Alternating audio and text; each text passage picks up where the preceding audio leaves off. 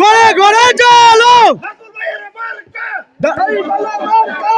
5 আগস্টের পর থেকে দেশের বিভিন্ন এলাকায় দাঁড়িপাল্লা প্রতীকের গণজোয়ারে ব্যাপক সাড়া পড়েছে বলে স্থানীয়রা জানিয়েছে। একই ধারাবাহিকতায় লক্ষ্মীপুরের রামগঞ্জ উপজেলার ৩ নম্বর ওয়ার্ডে আমজাদ পাটোয়ারীর বাড়িতে অনুষ্ঠিত এক উঠান বৈঠকে উল্লেখযোগ্য সংখ্যক যুবক, নারী ও স্থানীয় মুরব্বীদের উপস্থিতি দেখা যায়। লক্ষ্মীপুর ১ রামগঞ্জ আসনের এমপি প্রার্থী জনাব নাজমুল হাসান পাটোয়ারী অনুষ্ঠানে স্থানীয়দের সঙ্গে মত বিনিময় করেন। উঠান বৈঠকে তিনি বিভিন্ন সামাজিক ও উন্নয়নমূলক বিষয়ে বক্তব্য রাখেন। বক্তব্যে তিনি বলেন, দেশের সার্বিক উন্নয়নের ক্ষেত্রে দুর্নীতি রোধ, মাদকমুক্ত সমাজ গঠন এবং বেকারত্ব দূরীকরণ অত্যন্ত গুরুত্বপূর্ণ। তার মতে বেকারত্বই অনেক সামাজিক সমস্যার মূল কারণ, যা যুব সমাজকে বিভিন্ন নেতিবাচক কর্মকাণ্ডে জড়িয়ে ফেলছে। তিনি আরো জানান, কর্মসংস্থান সৃষ্টির মাধ্যমে বেকারত্ব কমানো এবং তরুণদের